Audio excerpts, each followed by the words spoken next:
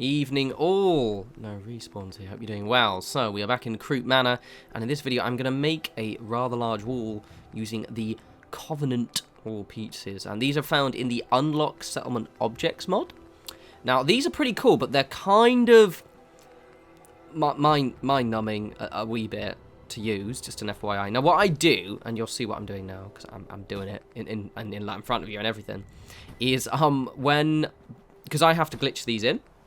It's quite a chore, to say the least. But I find the easiest way to, one, know how much you're using, but also because you're going to spend a lot of time, if you basically see what I'm doing here right now, is I'm basically placing down all of the wall pieces first before I even attempt. I'm just kind of slapping them kind of vaguely where they're meant to go. And I end up having to go into the menus anyway, but this will just kind of reduce the amount of going back and forth, opening, closing menus, moving shit around, which can get quite painfully annoying when you're doing something like this. Now, I chopped a lot of this video out, mainly because, to be utterly honest, it was a bit boring watching me do the whole thing. But I sped it up as well, so you've only got 9 more minutes. It's fine. You can do it. If I did it for an hour, you can do it for 9 more minutes. This really suits Croup Manor. My recommendation... Oh, do you see the little graphical glitch there? That is... I don't know. It's something to do with the Unlock Settlement Objects mod when you go over certain objects. This is basically when I close the workshop, it's fine. Anyway, so basically this... A couple of tips for this. One, if you're doing it in an area like this, where you're not making a square wall out of these, don't worry too much about getting them perfect, right? See right here, I'm just kind of like, the main thing you want to focus on is making sure there are no gaps. If there's a slight hair gap, it doesn't look too bad. Well, it looks fine, actually. That's the thing I want to stress with this, is it does look like you really don't... When I did this, the first time I tried this was in Sanctuary. I basically used these Covenant wall pieces, and I found myself getting really frustrated quite quickly, when the fact is that I feel as if I wasn't lining them up straight enough. But once you actually finish the whole thing, you can see right here, I'm being really kind of quite casual with my placement. And it really doesn't matter. So literally just do what I'm doing. And then if you have problem areas that you want to kind of rejig, it would be easy doing it that way rather than maybe just being too obsessed about getting the wall straight. Because it looks, because of the fact that I think because the wall's got these, it looks really modular. So when I've just kind of like, very casually just kind of thrown it together like I've done with this, it actually looks really good, and I don't even notice that many errors, unless you like actually staring at the wall and kind of manually walking through it. Now also, these are weird little objects. Basically, they're technically, you can't rug glitch these because they technically work the same way as a foundation, so they sink into the ground. However, they don't snap. Also, however, you may notice, like, they work like foundations, but you can't actually move them up and down in the same way you're doing with this pillar. And I had to rage quit when I tried to do this the other day. Was the fact that when you're doing the pillar glitch, you'll see what right here. Watch this. I can't raise up or down, and you're gonna have that sometimes. It took me to figure out what I was doing wrong. Basically, it's actually really straightforward. So basically, you see what I'm doing right there. And so I corrected myself, yeah? Right, okay.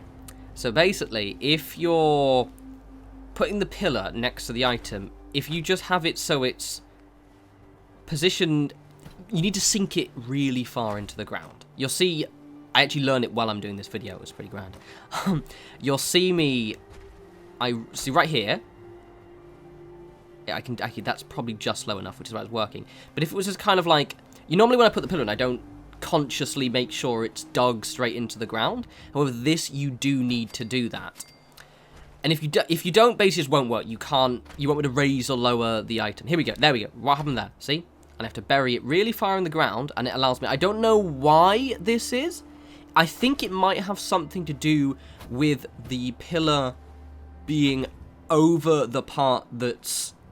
or more prominently in the part that sunk into the ground. Like, the part that sinks into the ground has a different mesh than the upper part of the wall, and because the pillar is glitching the part on the bottom, that's why it works. I don't know, for whatever reason. You see, like, watch it again.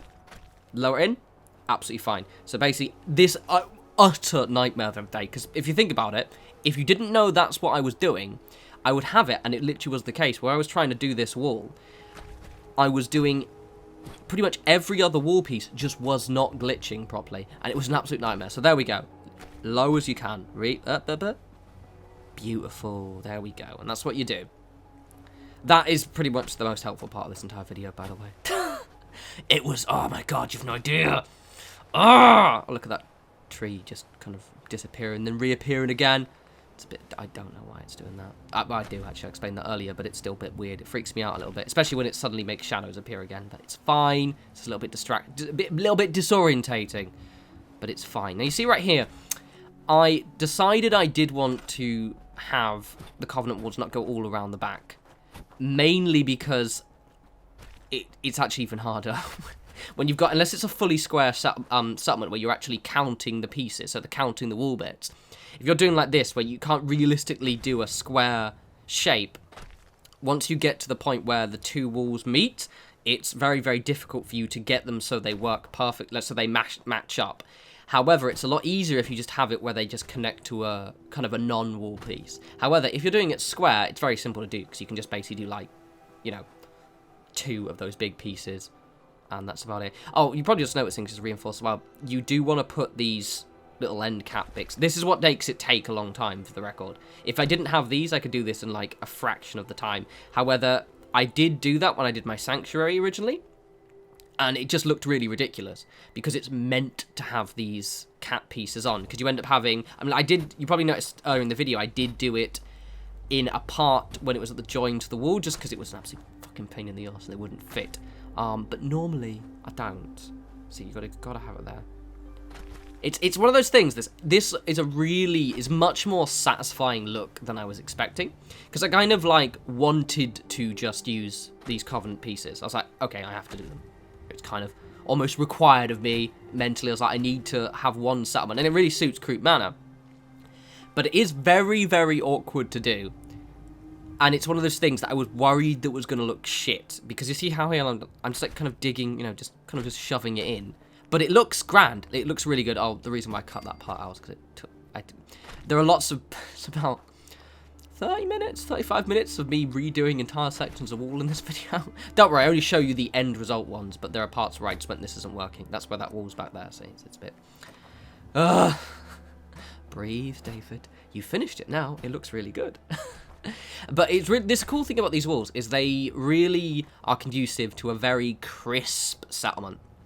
Now, if you're one of those people who wanted, and completely understandable, and I get this frame of mind as well, if you wanted a settlement that feels like it's a bit more of an actual settlement, as opposed to kind of like a reinforced shithole, which is kind of how a lot of them are, let's be honest, these walls really do complete it quite a lot. I mean, for example, this is, because in my main sanctuary, I've got those massive, I've got several. Oh, what's this? That fucking Brahmin right there.